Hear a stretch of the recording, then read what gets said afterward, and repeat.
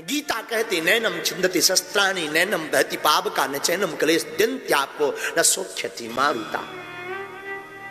गीता कहती कि मुझे ना कोई मार सकता, न मुझे कोई काट सकता, न मुझे अग्नि जला सकती, न मुझे जल भिगो सकता। क्यों? क्योंकि मैं आत्मा हूं। मरता तो तन है, आत्मा कब मरती है।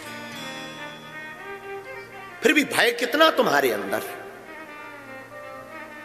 कितना मोह तुम्हारे अंदर बैठा है।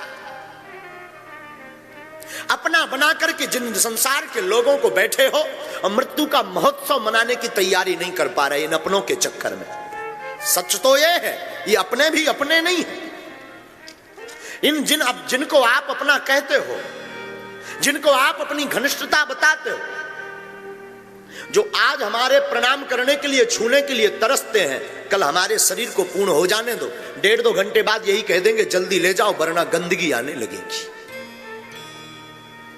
कल आज जो आपकी पत्नी, आपका परिवार लिपटने को तैयार है, आलिंगन करने को तैयार है, हाथ में हाथ रखने को तैयार है, आपका जिस दिन शरीर पूर्ण हो जाएगा यही हाथ छोड़कर के मरघट में जाकर के जला देंगे। ये अपने, आप किनको अपने कहते, किसको अपने कहते? उनको जो मरने के बाद तुम्हें जलाने के बाद नहाते हैं। क्यों नहाते? भूत बनकर चिपक ना जाओ। नहाते क्यों?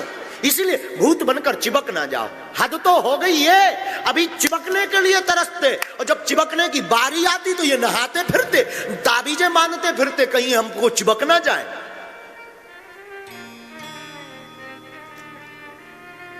तुम किनको अपना कहते हो? कौन तुम्हारा अपना है? मेरी दृष्टि से वो भी मरा हुआ है, जीते जी जिसके भीतर संसार अपना है और परमात्मा पराया, वो भी मरा है, वो भी मुर्दा है।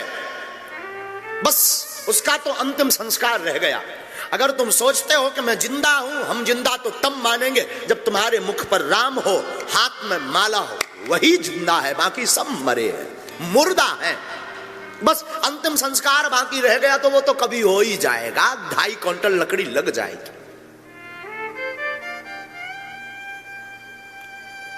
अब वो भी मरा हुआ है जिसकी आंखों के देखते अधर्म की चर्चा हो रही और वो चुप बैठा है, वो भी मरा है। उसका भी केवल अंतिम संस्कार बाकी रह गया। मेरी दृष्टि से तो वो भी मरा है जो सत्य का साथ नहीं दे रहा, वो भी मरा है, उसका भी अंतिम संस्कार भर बाकी रह गया। हमारी दृष्टि से तो राम को काल्पनिक बताने वाले लोगों के खिलाफ जो हाथ में माला और भाला लेकर के नहीं खड़े, वो भी मरे मुर्दे हैं।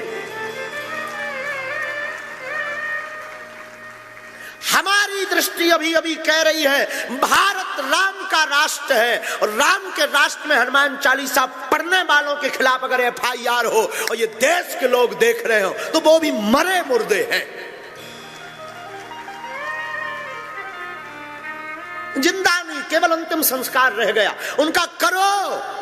अब तो अंतिम संस्कार के लिए लकड़ियों की भी जरूरत नहीं, वो मशीन आ गई, क्या बोल दे, इलेक्ट्रॉनिक, 2 मिनट में